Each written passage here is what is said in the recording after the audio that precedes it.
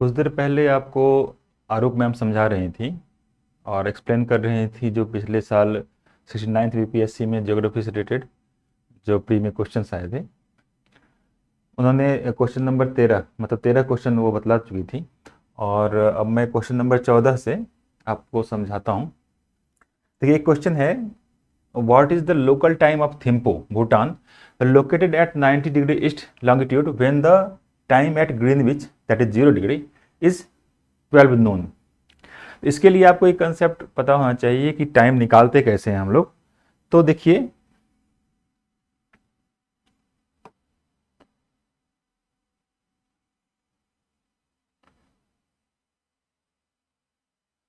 अर्थ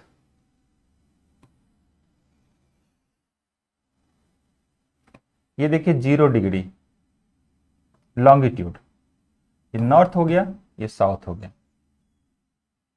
ठीक है, क्योंकि अंग्रेजों का कब्जा था उस समय जब ये विभिन्न तरह की खोजें हो रही थी, तो उस समय अंग्रेजों ने ये सेट किया कि इंग्लैंड में एक ग्रीनविच है जिसको उन्होंने माना कि वो 0 डिग्री है, वहीं से टाइम का काउंट शुरू होगा। तो यहीं पे मान लीजिए इंग्लैंड है, ये ग्रीनविच है कोई जगह, इसको ग्रीनविच लाइन या टाइम लाइन भी बोलते हैं, मेन ग्रीनविच लाइन बोलते हैं, 0 डिग्री लॉन्गिट्यूड। अब मान लीजिए ये 90 डिग्री थिम्पू वाला जो जगह है, ये थिम्पू है कहीं पे, मान लीजिए थिम्पू पता है ना कहाँ पे है, भूटान पता होगा, भूटान की राजधानी थिम्पू, ये 90 डिग्री पे। तो ये नॉर्थ है, ये साउथ है, ये अगर अर्थ है तो इधर नॉर्थ, इधर साउथ, इधर साइड ईस्ट, इधर साइड वेस्ट।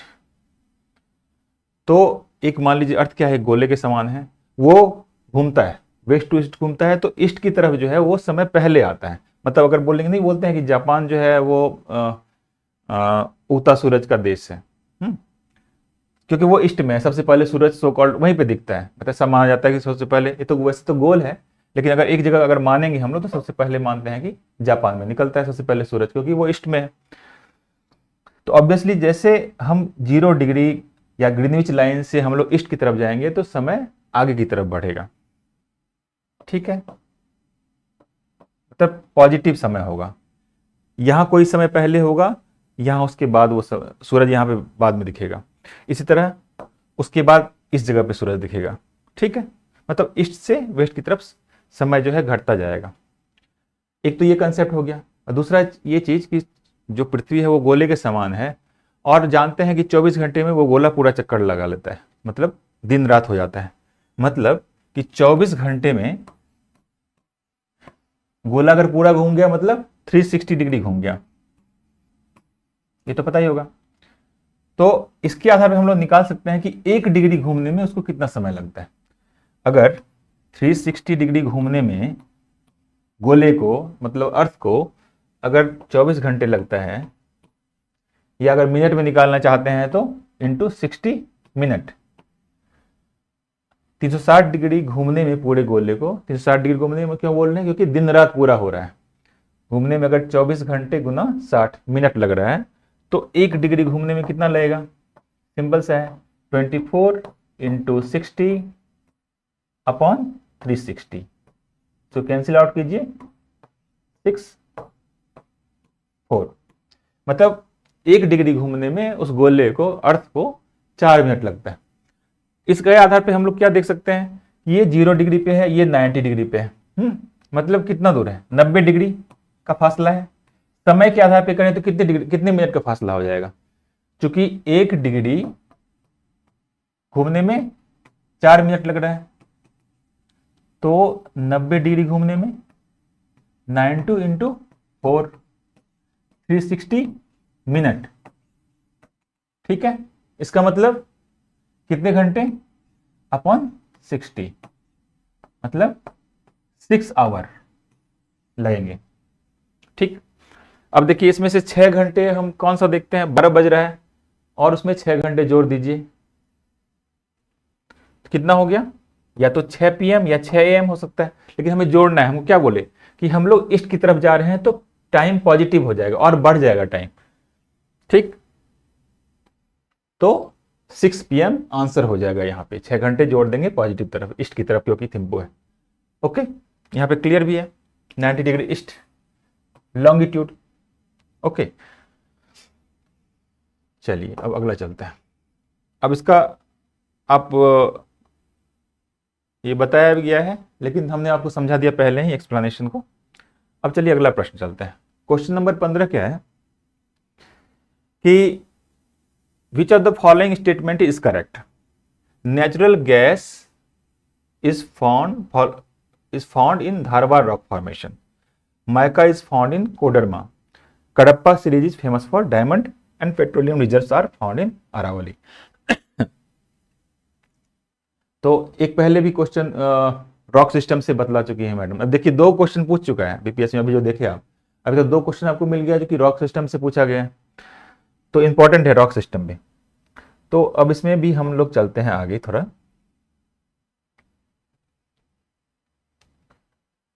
अब देखिए नेचुरल गैस या कोयला, इस तरह की जो चीजें हैं वो सेडिमेंट्री रॉक्स में ही मिलेंगी।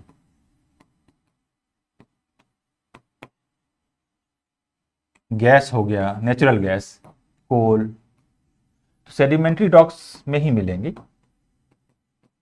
ठीक है, अब ये धार और सेडिमेंट्री जो है कंपेरेटिवली नया है रॉक, है ना, तो ये धारवा जो है काफी पुराना रॉक फॉर्मेशन है, यहां तो कभी मिल ही नहीं सकता वो। ठीक है, ये क्लियर है। तो नेचुरल गैस कभी भी धारवाड़ रॉक फॉर्मेशन में नहीं मिलेगा। इसी तरह ये कडप्पा सीरीज जो है वो वहां डायमंड नहीं मिलेगा, तो ये भी रॉन्ग हो गया। Cuddapah series is famous for diamond, ये भी रॉन्ग हो गया। Natural gas is found in Dharwad rock formation, ये भी रॉन्ग हो गया। Petroleum reserves are found in Aravalli hills, अब फिर अरावली हिल जो है ये काफी पुराना है ना, दिल्ली के पास अगर हम देखेंगे, है ना, जाएंगे दिल्ली से गुजरात वगैरह के आसपास थोड़ा बहुत, ये अरावली, ये काफी पुराना है, काफी पुराना रॉक फॉर्मेशन है यहाँ पे अरावली हिल्स में। तो यहाँ भी पेट्रोलियम रिजर्व्स नहीं मिलेंगे। पेट्रोलियम रिजर्व्स कहाँ मिलेंगे बताया मैं आपको, पेट्रोलियम रिजर्व्स हो या नेचुरल गैसेस हो वो सेडिमेंट्री रॉक्स में मिलेंगे। ठीक है, नॉर्मली सी, समुद्र के आसपास में ये मिलेगा। ओके, अब देखते हैं इसको। देखिए वही है कि natural gas is typically found in younger sedimentary rock, है ना, नॉट इन एंशिएंट धारवाड़, मैं बताया आपको। अच्छा, इसमें जो आंसर करेक्ट था वो क्या था, कोडरमा, झारखंड में माइका मिलता है, ये आंसर करेक्ट था। मतलब कि बी जो है इसका आंसर, इसमें mica is found in Koderma, ये सही है। अब लोकेशन लेकिन देख लेना चाहिए आप लोगों को। ये देखिए कोडरमा जो जगह है, देखिए ये कोडरमा वाला इलाका है, ये गिरिडीह वाला इलाका है, इस सब जगह पे माइका बहुत ज्यादा पाया जाता है, बहुत ज्यादा। ठीक है, तो ये आंसर जो है इसका सही है, बी, मतलब mica is found in Koderma सही है। अब देखिए मैप अगर देखिएगा तो बहुत सारी चीजें आपको क्लियर होंगी। कभी हो सकता है कि आपको दे दे कि आपको 4 दे दिया, मान लीजिए चतरा, ये चतरा है, ठीक है, दिख रहा होगा आपको, चतरा दे दे आपको, गिरिडीह, है ना, आपको दे दे पलामू, और दे दे मान लीजिए पाकुड़। अब यही पूछ देगा कि कौन कौन सा इसमें डिस्ट्रिक्ट झारखंड के बिहार से टच करते हैं। ठीक है, तो मैप अगर आपको ध्यान रहेगा तो आपको पता चल जाएगा, नहीं नहीं पाकुड़ जो है वो नहीं टच कर रहा है। ठीक है, क्योंकि यहीं तक है बिहार वाला पोर्शन जो है। पलामू देखिए ये वाला पोर्शन टच कर रहा है, चतरा पोर्शन टच कर रहा है, गिरिडीह पोर्शन टच कर रहा है, लेकिन पलामू टच नहीं कर रहा है, वेस्ट बंगाल से टच करेगा वो। तो आपको मैप ध्यान रखना होगा पढ़ते समय। इनफैक्ट ज्योग्राफी जब भी पढ़ें आप लोग मैप से ही पढ़ें। अगला प्रश्न भी चलते हैं। अब देखिए how many latitudes are there on the globe drawn at 1 degree interval. अब देखिए ये भी लैटिट्यूड लॉन्गिट्यूड का क्वेश्चन है, और अगर देखेंगे तो ये क्वेश्चन अभी जो मैंने बताया टाइम वाला, थिम्पो वाला, वो दोनों क्वेश्चन 11th क्लास के चैप्टर 3 प्रैक्टिकल बुक्स जो है ज्योग्राफी की, जो प्रैक्टिकल बुक के लिए, उसमें से दोनों क्वेश्चन आए हुए हैं सेम टू सेम।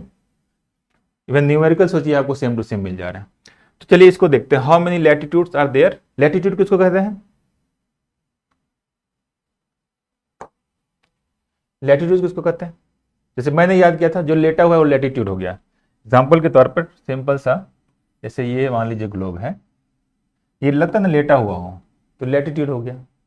जो 0 डिग्री पे लेटा हुआ उसको क्या बोलेंगे? इक्वेटर वही हुआ है ना, विषुवत रेखा जिसको बोलते हैं। इधर नॉर्थ पोल, इधर साउथ पोल, इधर ईस्ट, इधर वेस्ट। लेटा हुआ को लैटिट्यूड और लंबा सा जो है वो लॉन्गिट्यूड। ठीक है, याद रखने के लिए। तो क्वेश्चन है कि how many latitudes are there on the globe drawn at 1 degree interval. तो अगर एक एक डिग्री, ये देखिए 90 डिग्री पे है ये, अगर इसको छोड़ दें, इक्वेटर को छोड़ दें, 0 डिग्री को छोड़ दें, तो इसके ऊपर कितनी, एक एक डिग्री पे अगर हम करें तो टोटल कितना यहां पे रहेगा?